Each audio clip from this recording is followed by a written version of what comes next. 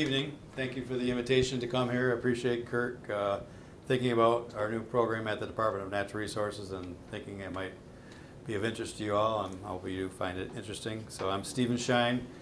I'm a relatively new recruit to the DNR. I spent a career of 28 years at the Michigan Department of Agriculture, and then when the opportunity to take this program on came along, I jumped at it, and it's been a lot of fun the last couple of years.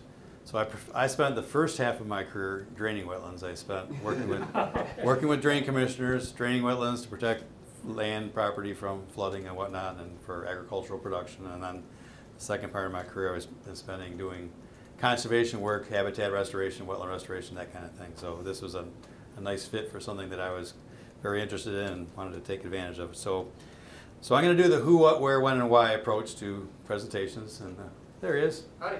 Hey, how are we doing? Just getting started, so you haven't missed much. Perfect. Yeah, Steve just introduced himself. Yep.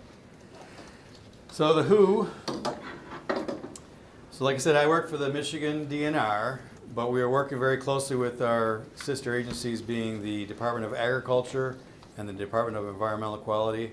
The Department of Environmental Quality is the regulatory entity, so all of our work gets filtered through them and approved by them, and then ultimately up to the EPA and the Corps. So they're really important to us as far as a good partner and helps us keep on the straight and narrow.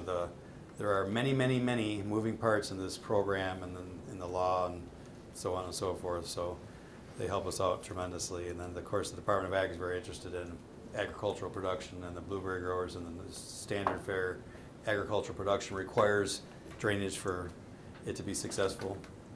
You may not know, but Michigan's agricultural industry is the second largest sector of our economy, bar none. So it's pretty important. And then we work very closely with this group called the Michigan Municipal Wetland Alliance. It's a 501c3, so it's a nonprofit entity. And then it's governed by a representative from the Michigan County Road Association, County Drainage Commissioners Association, Association of Counties, Michigan Townships Association, and Michigan Municipal League. So because their members ultimately would be potential customers for the credits that we will generate, they're helping us to steer this boat forward, and they've been very important to making things work. Mr. Lindeman, imagine that. Hey, Steve. All right. I'm good. Good to see you. I was just telling them that I started the first half of my career draining wetlands, and the second half making up for all those deeds that I did.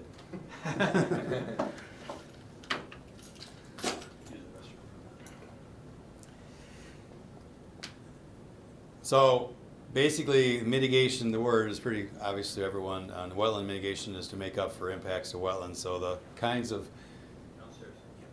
of projects that we're thinking of are, for drain commissioners, obviously drain projects, road commissions, road projects.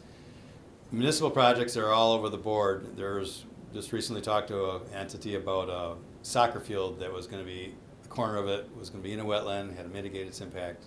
So it could be schools, prisons, you name it. And then blueberry growers, I kind of briefly mentioned that blueberries are grown in organic soils with low pH, typically are wetland soils. So the wetlands are drained and cleared for blueberry production. So when they do that, they need to mitigate their impact.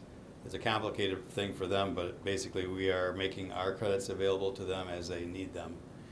And they're buying them, so there's no freebies. Everybody's buying them.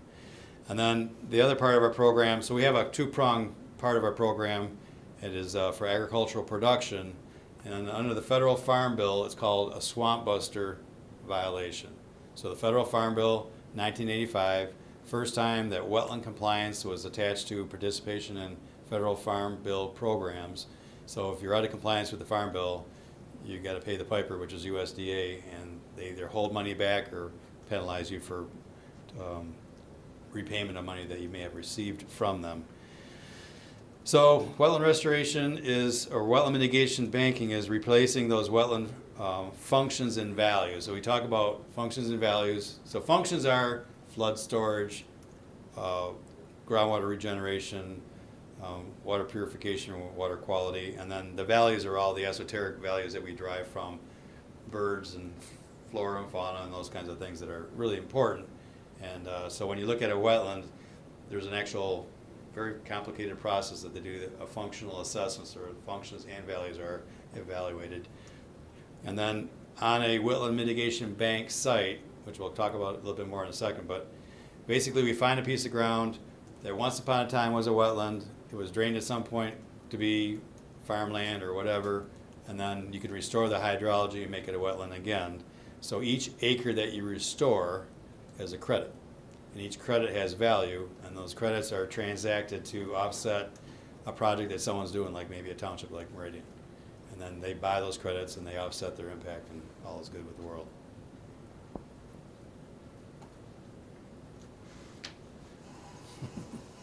Actually, he didn't drain them, he enhanced them.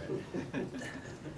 So our focus initially is on our state-owned land because we, as I was saying in the beginning, actually when Governor Snyder first went to whatever the big shindig is up on Mackinac Island for all the legislators and so on, he said he's very proud to know that we own so much land. But then he said, but why do we own so much land and what are we doing? What's the value? And he was kind of setting up a little bit of a conversation. But so he was very interested in us using our state-owned land resources and restoring the hydrology on those resources where we can to generate these wetland mitigation bank credits. So that's our initial focus is on those state-owned lands that have hydric soils. We're enhancing recreational opportunities on those state-owned lands, so there's a lot of hunting opportunity for waterfowl and other game birds on wetland habitat types. And then there's all kinds of dicky birds and other things that people like to look at that are benefited from having a wetland habitat in their vicinity. And then we're doing it across the state, and we're doing it in advance of some of the projects that we expect will need the credits. So we tried to distribute our first 4 project sites on state-owned lands across. It's not intentional, but it's kind of knuckles down because that's where we anticipated the most economic activity to occur. So we have one at Allegan, one at south of Ionia, one over by Breckenridge, and then one over in Petersburg down by Dundee. So,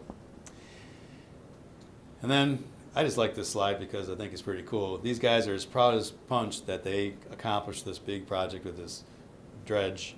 And for if you've lived in Michigan all your life, you know that Michigan was in the books kind of a godforsaken, mosquito-infested swamp. It wasn't worth investing in the survey of it. And then, but over time, with the drainage being put in place, all of a sudden we had a real gem, as we all know and love this great state. But that's what it took to do. So it's not, I think it's kind of cool, but it's not pretty to some people. And it's pretty dramatic, but it changed the landscape. And as you know, some of the first ditches were made to build the roads, and then more ditches were made for farming and habitation and all those kinds of things. It's the value of the soils underneath the swamps. Yes. You could grow more onions per acre. Onions and radish. Dried out swamps more than you could on upland areas. Horseradish and everything else. So the goal is to replace wetland functions that provide public benefits, and I mentioned this before: flood storage, water quality protection, fish and wildlife habitat, and groundwater recharge. Wetlands are very unique in that regard because they're plumbed in with the groundwater for that purpose. And so I mentioned that part of what we're doing is this federal farm bill connection, so I wanted to address this real briefly. So under the federal farm bill, if you're in violation of the farm bill and under the swamp buster provision, you lose your program benefits. And then, so there's nearly 600 wetland violations across Michigan, as mostly in the southern part, and that represents about 1,700 acres of land converted for these little wetlands that are on the middle of farm fields that farmers converted. And then if they're out of compliance, it's pretty important to farmers, they have federal crop insurance at all. And then there's a federal crop insurance subsidy that really helps. It's about 55 or 60% of the premium cost is a subsidy. So having access to that subsidy is really important. So they're pretty motivated to try to get back into compliance where the possibility exists. And then access to the federal farm bill financial programs for conservation work as well. So just a little bit more on that. So they have choices, which choices are always good. So you can, if you're the farmer that converted this wetland, you can restore that site. You can mitigate the site that you converted somewhere else on your farm, which sometimes is attractive because it's out of the way. They'll do it on a corner of a field. Then you can purchase credits from a bank like us to offset the impacts. And then there's a good faith status thing, which is kind of a goofy thing, but you can basically get in a good faith status with the feds, and that helps you maintain your access to these programs and allows you some time to get things straightened around and fixed. How long does that last? How many times can 1 you year. claim good faith? Okay. You got the violation, you get 1 year good faith status to fix it, so you can restore it by mitigation credits, whatever those choices you make. But you have 1 year to get it done, which is, it burns up pretty quick. So the Federal Clean Water Act is what this all happens under. That was passed in 1972, which is pretty amazing. That's that long ago. There's still cities that are out of compliance with the basic parts of this. Vetoed by Nixon. Overread by Congress, and we had to sign it. Yeah. They overrode his veto. So it's that long ago. And then I was mentioning that only recently, like a decade ago, did this whole mitigation banking thing start to get rolling, because initially, as you know, in this township, you're legendary for your protecting every square inch of wetland.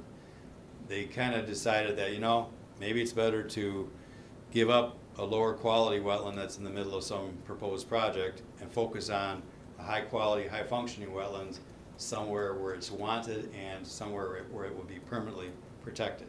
That's the key, that it's, all these mitigation bank sites there's a conservation easement placed on them, so they're permanently protected, and the holder of the easement is the DEQ, so you give up that land right. And then when you convert a wetland, so there's many types of wetlands, but they kind of boil down for this purpose of this program to wooded, scrub, and emergent.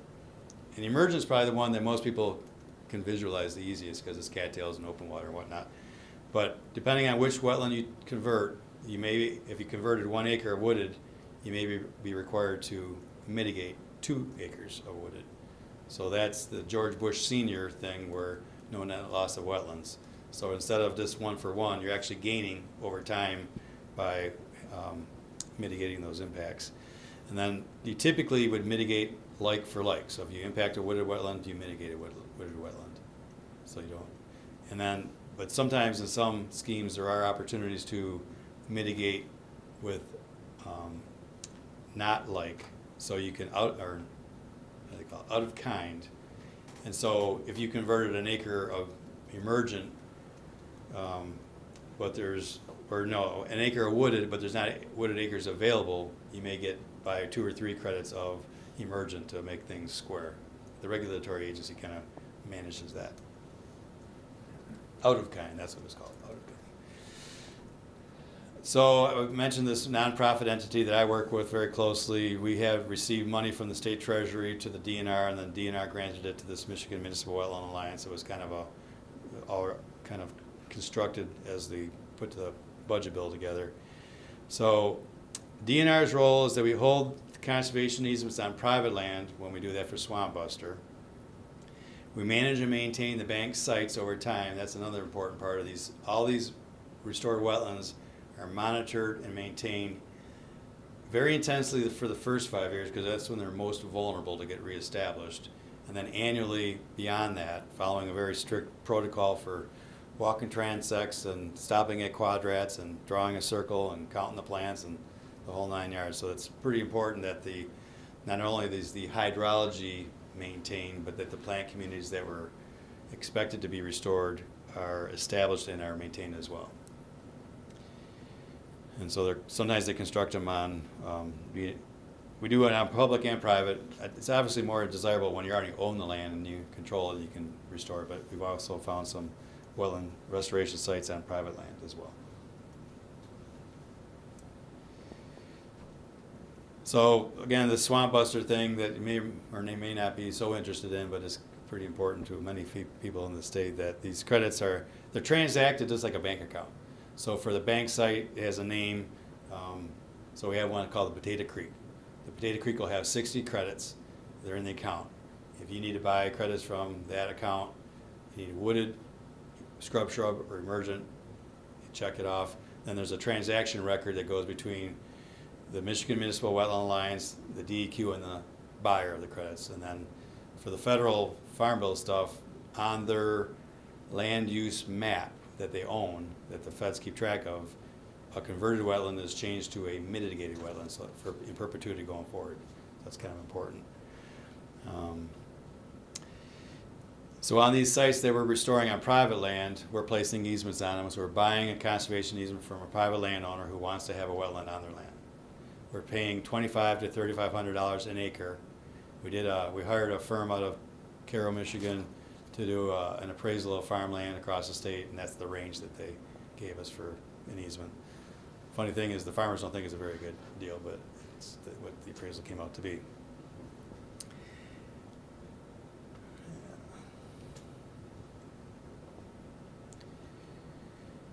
So, services bank sponsor, coordinate construction. It's a public-private partnership, which is a great thing for us because it makes it a lot easier to navigate all the soliciting bids and awarding contracts and whatnot. So we have hired professional engineering firms, construction firms, wetland biologists, and the whole slew of professionals that do this kind of work for us to help set up and design the sites. And that's worked out really well. And then on the back end of it, once the site is restored, the long-term monitoring and maintenance will be completed by DNR staff on our land. And then, but there's in each account for each bank, there's money set aside to do the long-term monitoring and maintenance. So it's not coming out of a new pot of money. So you can set aside some of the money from the sale of the credits as you go, and then you set aside a little bit on the front end too. And then you have money to do that long-term monitoring maintenance, because the biggest challenge ends up being, imagine this, invasive species. They are a nightmare. I almost said the wrong word. Quite a nightmare. Phragmites is terrible. Autumn olive, all these vines. I mean, it's just a slew of things that we're under constant siege. So reed canary grass, the bane of, yeah. I was out on a It's an MSU professor that brought it to the United States. Yeah, thank you very much. Oh, really? We were looking at a 100-acre site down by Coldwater today. The restoration potential is fantastic, but it's solid reed canary grass. You have to kill it all too. We're gonna have to nuke it a couple times. It's gotta die. The roots gotta go away. Yeah. So, but that's in our long-term monitoring maintenance. That's the reality that we're dealing with. So the little important part here too is that the converted wetland or the impacted wetland and the restored site had to be in the same watershed. So these are Michigan's watersheds. We weren't ignoring the UP. J.R. Richards would kill me, but it's just the reality that most of our activity is down here. So a converted wetland and the mitigated wetland have to be in the same watershed, and that's a trick. So we have, can you see those stars on there very well? Those are the sites that I was referring to earlier. So there's one over here in Allegan, the Allegan State Game Area by Fenville. There's one here south of Ionia at the Grand River State Game Area. This is Gratiot Saginaw State Game Area at south of Breckenridge. And then there's one down here by Dundee. Those are our first 4 state game area sites. And we did that thinking that the distribution is good, and whenever we need the credits, it might help us out. And then the extra bonus part of this whole equation is something called an ecoregion. You know what an ecoregion is, Pat? Yeah, I hate those. I do too. I can't hardly, I keep the definition on my iPhone just so I can read it off to you, but it's basically a landscape of similar type that someone drew a line on the map, and that's what we're stuck with. The good thing is that, as you can see, so this one over here was intended to be primarily, or not exclusively, but primarily for blueberry producers, and that's where a lot of blueberry production occurs. So that ecoregion there, this Grand River site is in this gigantic ecoregion, so that covers a lot of counties. So we've got Clinton, we've got Ingham, Eaton, Livingston, so there's a lot of potential there. And then Potato Creek is in this ecoregion, and then the Petersburg site is this ecoregion, which is obviously a hotbed of economic activity and all the development down there. So we think between the 2 maps and the 2 things that are in play that we have things pretty well covered here. It's all front loaded, so we're kind of guessing, because we actually went to the counties and the townships and municipalities and said, what projects do you have on the books, and where might you need credits? And they're like, we don't know. So that's fine. Well, we just did this to try to get ahead of the curve, and we want to have credits available so when you have a project, you don't have to slam on the brakes because you are going to impact a wetland and you have to go through that whole process. If we have credits available, You still have to work through the DEQ. You apply for a permit. You demonstrate that you've avoided first, minimized second, and if you can't do the first two things and you have to impact a wetland, then you mitigate it. And that's when, if the credits are available, you're good to go. So I'm not quite sure I understand the distinction between eco-regions and the watersheds in terms of choosing where you mitigate, how the mitigation relates to the original. So for the purpose of where you establish the bank and where you converted the wetland, so if you're doing a project that's going to convert the wetland, if the conversion and the bank are in either the watershed, the same watershed, or the same ecoregion, I see, okay. they count. Whichever is easier. Yeah, well, they prefer, and intuitively I kind of go along with this, they prefer the wetland, the watershed, Yeah.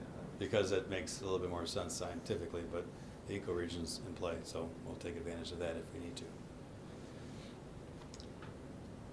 So this is just a little bit of the swamp buster stuff because I think it's important, and I just want to share it with you. Is that so? I've lived here all my life, and I've worked here all my life, and I kind of thought I had an idea where most of the wetland conversions might have occurred.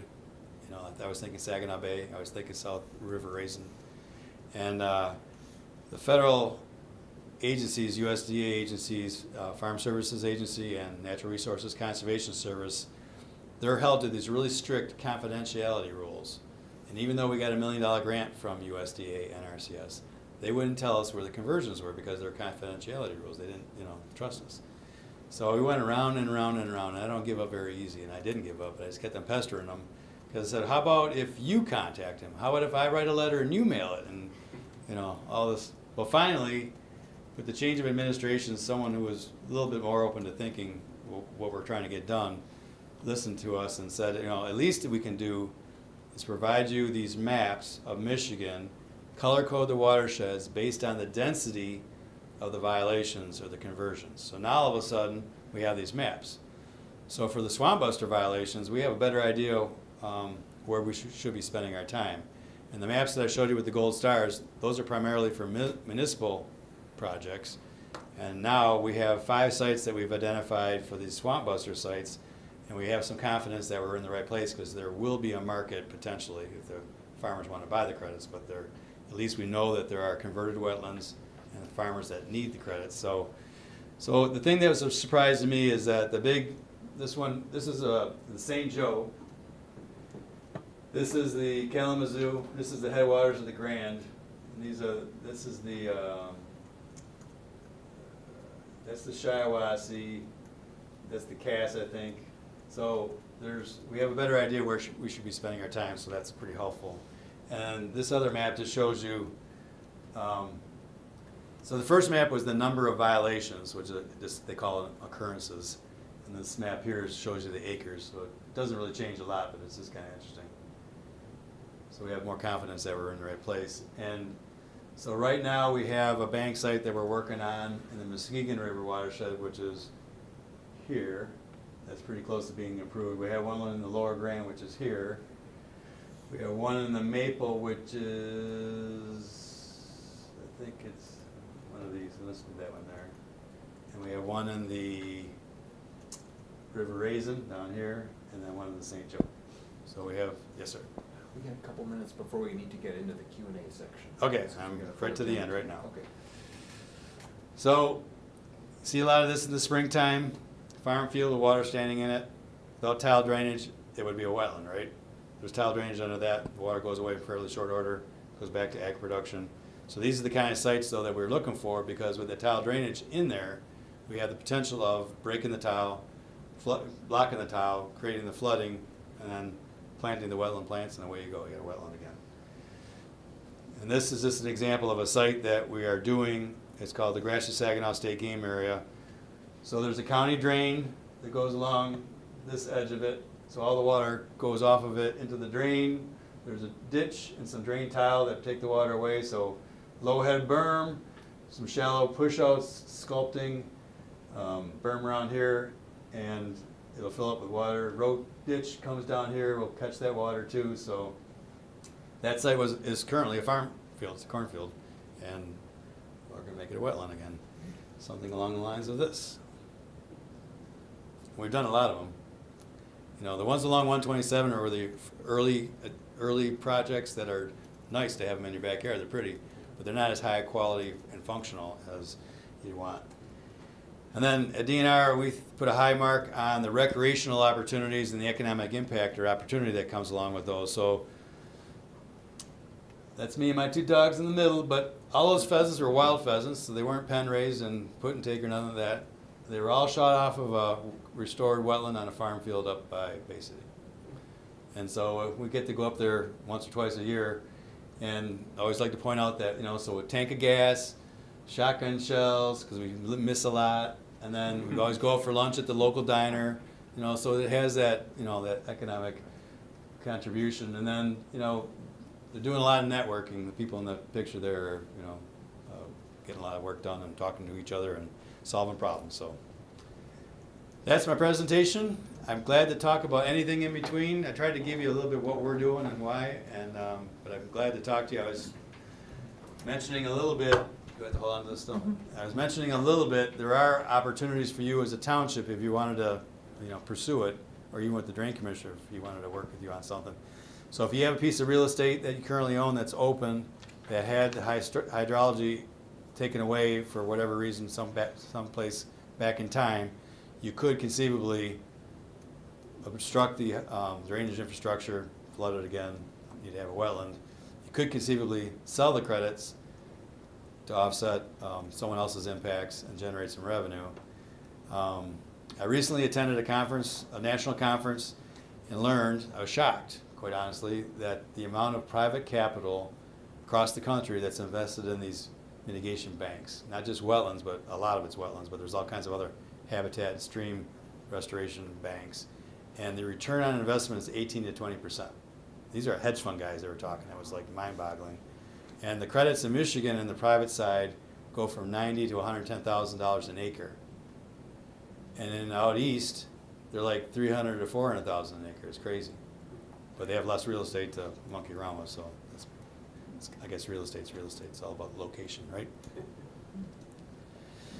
So, any questions? Any thoughts? Yes, sir. I'm confused enough here, trying to put together the fact that you used to be, I guess, a swamp buster. Saw the light. What? I saw the light. How historic are the violations? Now, I heard you say 1 year, 2 year. But So- what about something that you helped drain 20 or 30 years ago? So it goes back to the 1985 Farm Bill for the Farm Bill conversions. That's what I'll answer the question on that one first. So the 1985 Farm Bill was the first time in history where wetland compliance was attached to participation in federal Farm Bill programs. So, And that came out of the Federal Clean Water Act. well, well, kind of, but not. That's where the regulation came from. Well, there's like a firewall between USDA and the EPA though, but I mean, you're essentially absolutely right because the Federal Clean Water Act, Section 404 has everything to do with wetland conversions, but they didn't catch up to agriculture in a meaningful way until 85. That's right. And then from 85 forward, so, I mean, it's kind of comical really if you think about it because prior to 85, the USDA and NRCS provide financial assistance to farmers to drain farmland. And then someone figured out that maybe we shouldn't be doing that anymore. So if your conversion had occurred prior to 85, you're good to go going forward. But if your conversion happened after 85, that's where the clock starts for that violation. And the funny thing is, and it's all funny with the federal government, but, and I mean that in the best way, but Sure. they didn't really ratchet down on anybody until, because there's a new farm bill every 5 years. So 85, in 91, they don't do it on 5-year cycles, even though they're supposed to. 96, and it keeps on going. So every new farm bill, they ratcheted it down a little tighter. And in about 2012 or 2014, they really clamped down. And all of a sudden, they sent out all these letters to farmers who they had documentation that they were out of compliance. So as I said earlier, there's like 600 of them in 1,700 acres. So each farmer, all of a sudden, from the date of their violation, when they converted it, to the date they're notified, they may have been receiving some federal payments. So that dollar amount they owe back until they come back into The compliance. violation was after that 85. Yes. So there's that gap between the conversion and the notification, that's one part of it. And then you're ineligible for participation in the Farm Bill programs, which is, to some farmers, they say, well, I don't really want to do those conservation programs anyways. But in 2014, all of a sudden, your access to the federal crop insurance subsidy, which is 60% of the premium, goes away if you're out of compliance. That's a biggie, because not many people can farm and not have that safety net. That make sense? Kinda. I didn't make the rules, I'm just telling you what they are. If we can focus on a couple of places where this group, our environmental commission, might plug in. We basically have, I think, two. First is applicants who come to us because they have a project that may involve disturbing a wetland, and they're looking for mitigation. And the possibility of each applicant having to go and arrange that for themselves seems like inefficient, and there may be opportunities for streamlining that process for the applicant.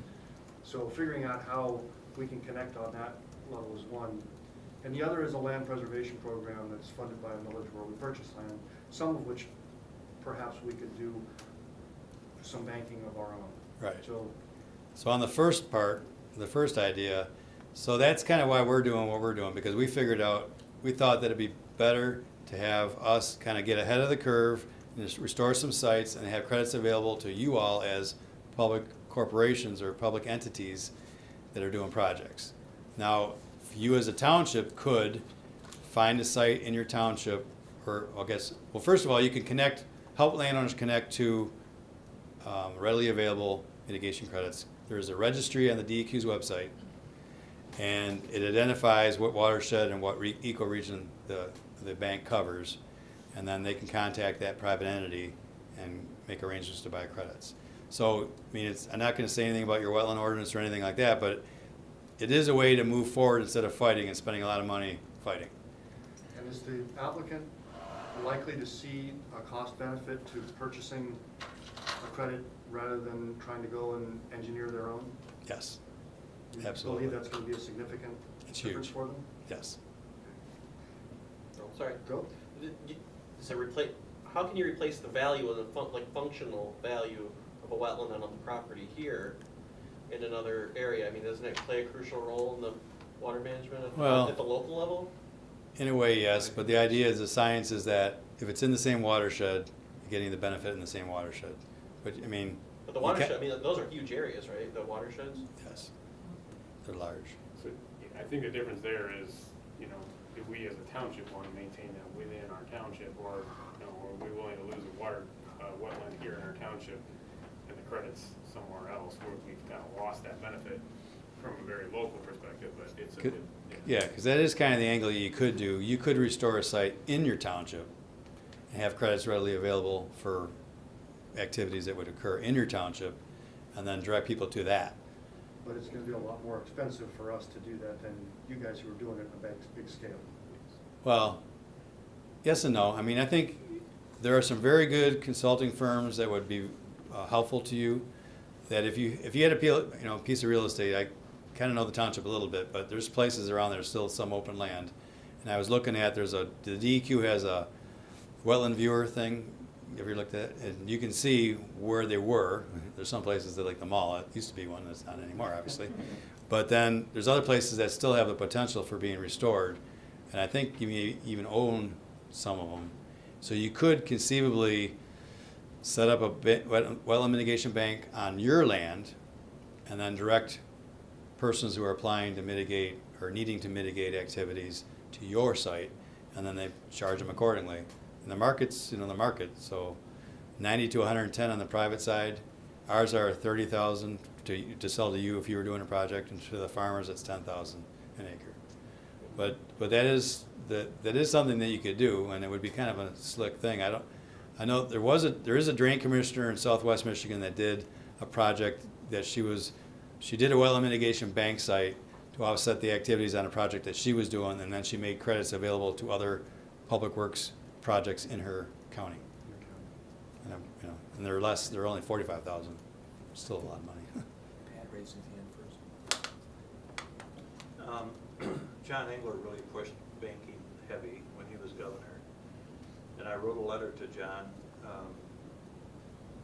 responding to his request for public input. And wasn't very kind. It was like a 3-page letter. And You wrote a letter that wasn't very kind? it's hard to name. But John and I didn't get along very well. But the whole, I do not support banking at all. I'm more of a purist. If you have a wetland, it's worth saving.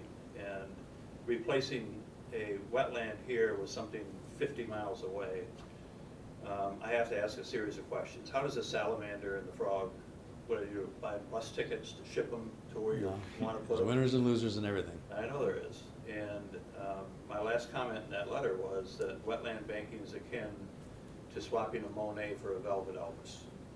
And you already have a jewel in your community. Why would you even think of getting rid of it and allowing other people to destroy something? In the end, your community loses, becomes more concrete, and water management becomes more difficult, and so on and so forth. I see wetland banking as not a solution, although it has some benefit factors to it. I mean, it's replacing a lot of wetlands which were destroyed. A farmer retires and he floods his field and he moves on to Florida. His kids don't want to farm anymore, so his land becomes an asset, Sure. an environmental asset. He refloods it. We've done that several times here. I've done it with the DNR down in the Dansville game area. Right. We flooded a huge area and reclaimed it as wetland functionalities. But in general, banking, in my opinion, is not a good idea, although the state keeps pushing it. And probably Whitmer isn't going to push it if she becomes governor. I've had a conversation with her about it. Good. Not to rain on your parade, but Well, But if you're you're- creating a bank in your community, aren't you achieving kind of your goal at the same time? I think you're playing, look, when the glaciers left this stuff here, and you try to manipulate it, you declare war on this water, water's gonna always win. And you're gonna wind up putting properties in sensitive areas where they don't belong. I mean, what right does the Lansing Mall have to be on this marsh? Your Okemos School is built in a wetland, its foundation's sinking. I mean, it's not, regardless of how much fill you put in and how you engineer something, it's still a wetland. And you want the subdivisions to go in and destroy the natural beauty of something or the natural functionality. 1 acre of wetland stores upwards of 1 million to 1.5 million gallons of water and can process, evaporate, and treat that water. It makes my job easier as a water manager if it's here. And if you allow development to happen and you replace it with something in Grand Rapids, I don't know what good it does you. I mean, if you look at both the ecosystems, the ecoregions that they call, I had a lot of problems with those. And the wetland map, or the watershed maps, those are huge areas. Right? Yep, And I think absolutely. that's the Good failure. point counterpoint going on tonight, but I think Jim. I can't help but think or wonder, how are these places, how do they fit into accounting? Is there Into what? accounting? It seems to me there would be plenty of opportunity to double count and double dip and Well, there's, this no, acre of wetland. there is the potential for that, but the DEQ keeps really close track of, what acres are restored in a bank and how many credits are there. And then when someone impacts them, needs to buy a credit, it leaves this account and goes into that account and is tracked and documented. And the Not US, too much scamming can be I done. don't know. It just seems to me that if it's a big wetland, somebody might buy it, it might be sold So 3 or we- 4 times, and Yeah. always, we got this land here. So when the wetland's restored, there's a really intense, we hire these wetland biologists that go out and they delineate the boundary, which is amazing. You can really do it. I can almost do it at this point. I've done it enough with them, but that you can see the perimeter of it. They delineate it, and then they count how many acres of shrub, wooded, and emergent there are on that footprint. And that's what you have in your bank that's available to be transacted. It's kept track of at the DEQ or USDA. And then as you sell the credits off, they go from one place to the other to offset the impacts. And when you have 100 acres created, when you sell 100 acres, You're done. you can't sell any more in that area. Nope, not on that site. The only benefit that I see is when a farmer turns his cornfield back into a wetland.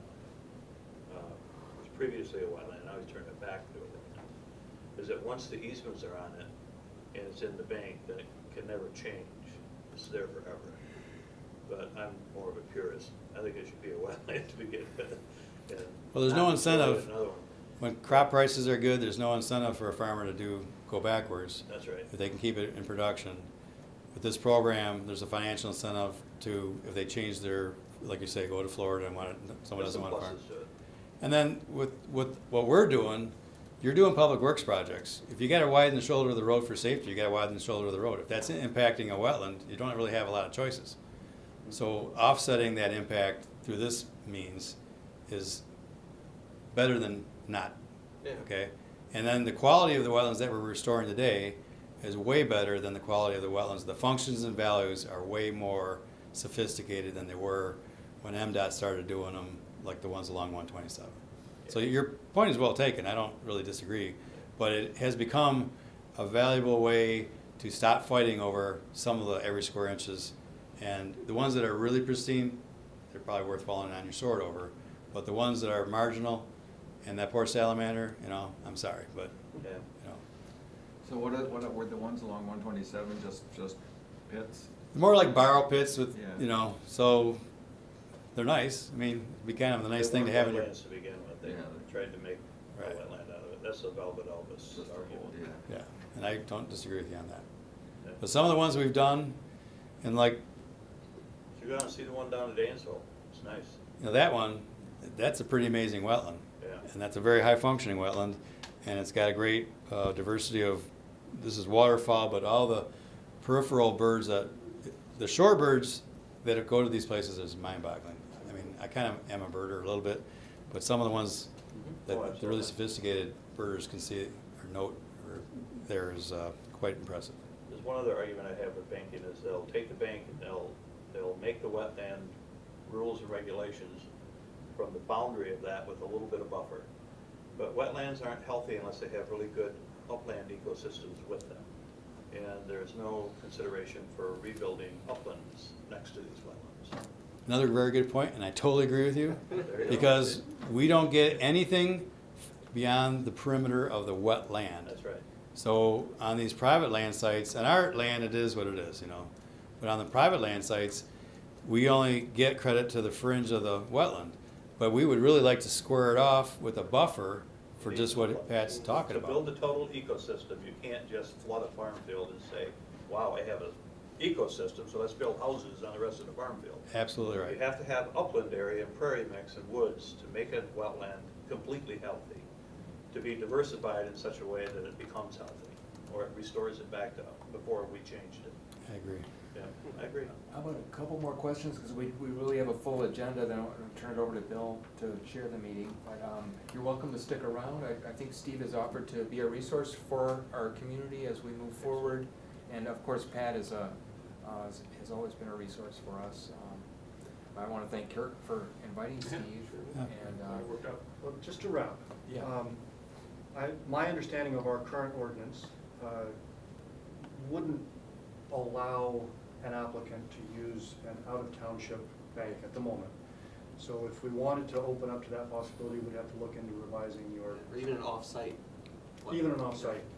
That would also require an ordinance change. And our land preservation program has a different set of goals that would need to be rethought if some sort of use of those properties were to be considered. So we're several steps out from going in either of those directions, but now we've got some ideas that we can chew on to see what's the right way to go. Sure. Yeah. Those sites, I think, could be what you're talking about, because some of them that were farms do have upland and lowland portions to them. So they might be good candidates, and we might look proactively at other folks who might be retiring. We had a farmer recently who wanted her land under a very strong easement and wasn't satisfied that any of the easements out there were as strong as she wanted them. But my guess is this Might be the program for it. federal program might have met her needs, so. And the other part of these, the 4 sites that we're doing on state game areas, they have sort of built into them on the tops of the low-head berms is a walkway path, you know, so that ends up being an amenity that, you know, Mhm. a lot of people enjoy. Public access, yeah. Right. Yes, sir. Tying in with that, I think most of our land preserves have some wetland on them or past wetland on them. Any property of any size has some. Yeah, and just to counter Pat just a little bit, if we took your argument all the way, Pat, none of us should be living here. Well, Europeans gotta go back, you know, Columbus didn't do it. We should all go back because, you know, put it back to the pristine when this was all a swamp. Then, But I think the argument, Jim, isn't that we should go away, Oh, it's no, that we should no. be smarter developers. And I totally agree we with who that. write the rules for development and regulate it, like Steve and myself, and the government agencies and this agency, should be smarter about how they allow development to happen. Yeah. And there's nothing natural about a Walmart's parking lot. I mean, come on. And there's nothing natural about a ditch that was man-made back in the 1910, 1890 or whatever. And the impacts on nature, because of those two things being put together, artificial ditch, like an artificially created wetland, and a parking lot, are just recipes for disaster long-term. So we can make it better. We can force the developers to do a better job at mitigating. And there's a lot of ways to do that and save them money. Everything doesn't have to be curb and gutter. Not all your roads have to have curbs either. You can do a lot of ecosystem management and water management by putting in roadside ditches that are water filters. And there's a variety of ways that you can manage your water so much better. Well, I think a lot of the points what resonates with me are the public works projects where you've got to widen the road or you've got, you know, impacts to wetlands for significant public purpose. The challenge, I think, is, at least with our wetland ordinance, is, you know, we've had a couple groups that have asked about mitigation, and it's just a hard pill to swallow to think that we would have a suburban shopping mall that's going to impact a high-quality wetland that should be mitigated somewhere much further away. But does the EPA have a site in Jackson? That was talked about recently. There's a muck farm that was restored that's, I think, on the registry as a private mitigation bank site. So the Okay. EPA would have approved that, yes. Okay. Yeah, It's not theirs per se. Okay, But there's the- a site that could be. The DEQ, it goes through the DEQ and ultimately is approved by the EPA, but it ends up being a Michigan site. And I think there's a private bank site down by Jackson that I think was a muck farm. I've heard about that. A muck farm? Yeah. Like Pat was saying, onions and, I'll tell you, the whole Ramey Chandler system just to the north of here, yep. that was a solid swamp. It was like the Everglades. And it's all student housing now and apartments and so on. And Ramey, it's called the Ramey Chandler system. And a man by the name of Ramey and a man by the name of Chandler, one was a senator and the other one was a developer. They put the ditches in, that whole system is man-made, dumps into the Looking Glass River, takes the north half of East Lansing out, and dumps it into the Looking Glass River, and that whole system was muck. And it was a beautiful wetland up there where Eagle Golf Course is, or whatever that place is Hawk called, Hollow. Soaring Eagle. Hawk Yeah. Hollow. Or Hawk Hollow, whatever it is. I don't know golfers, so I don't know the names of golf courses. However, they used the water and they used the wet soils to create that beautiful golf course, as I've been on it and so on. But that used to be a absolutely premier migrating site, like the Maple River area used to be before then they dammed it up. But the Maple River used to flood and have these huge 10 miles of wetland communities in the spring for migrating ducks and geese and all kinds of waterfowl and swans and so on. None of that exists today. And the Ramey Chandler is all taken out of production. Right after Civil War, they hired the people that were no longer slaves, brought them up here, put them in huts, paid them a meager wage, and they, just like that picture with the dredger that he showed, that's how they dug those ditches. Cheap labor. We have time for a quick question. Yeah. Given the potential value that these properties are attracting in other communities, $80,000, $90,000, $100,000 an acre, $300,000. Is it potential that the county or the township could potentially attract some of these dollars to help restore some of our wetlands, even from development that's happening in Eaton County or Shiawassee? So I guess the simple answer is yes, because you have the potential of becoming a wetland mitigation bank sponsor, taking a piece of your real estate, restoring the hydrology, and making the credits available to whoever you want to make them available to. We're under strict directive to, our credits are only to be sold to, for public works projects, you know, county drain commissioners, road Which makes commissioners. this program worth talking about. What you're potentially saying is like what the private bankers are doing is that they sell them to whoever they want to sell them to, at whatever price they negotiate. And, you know, if you are interested to look on the website, at the DEQ's website, there's a wetland mitigation bank registry. There's 25 bank sites on there currently. There's a whole bunch of new ones ever since came out of the doldrums of the economy. It's like all these new ones coming along, and they're scattered around. And I'm not making it up. They're 90 to 110,000 is what they're going for. And the drain commissioner in Southwest Michigan, she's selling them for 45, but she's selling them to her own sort of county Internally to agents. the Yeah, county. yeah. Well, I've created over thousands and thousands of acres of wetlands that I've created, just me as drain commissioner. I refuse to put them in a bank because I think that a developer who's going to destroy a wetland should find a piece of highland to build on and not go into the wetland. And if I offered all the wetlands that I've created, which are over 5,000 acres, I'd have to count it again. It was 10, 15 years ago, it was 5,000 acres or more. If I offered that to the developing community, you know, They'd love you. they'd love it. Right now, they don't like me much. I don't- Well, as you can, you know, your point is very well taken, Pat, but the thing is like for those developer guys, you know, they want to keep on moving forward with their project. All of a sudden they get screeched on the brakes because they got this wetland thing to deal with. If they can write a check, they'll write a big check to buy that credit and move on. Sure.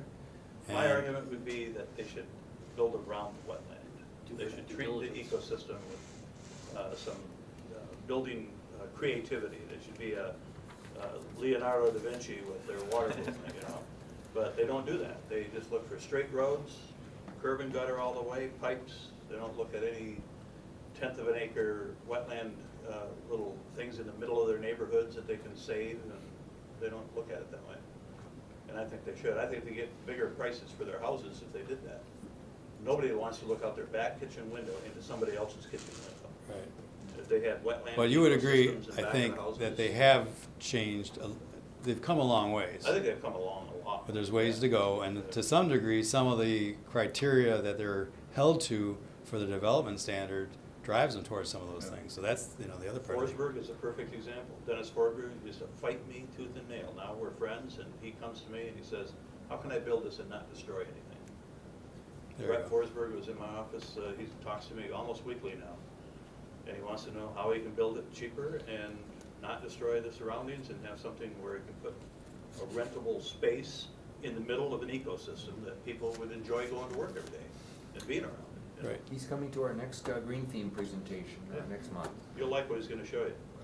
That's So one of pretty- the arguments that, or discussion points that often comes up during our wetland permit application process is to technically meet the criteria for a wetland under our ordinance is not all that difficult, because it's a long list of conditions and you only have to meet one.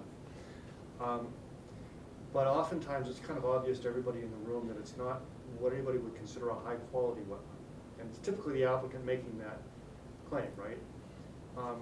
So I think part of the interest is if there's a possibility for taking what could be a really high-quality site that was degraded in the past and reconditioning it, instead of working real hard to get a ditch next to a little road shoulder widening to have something more growing in it, that could be a net positive.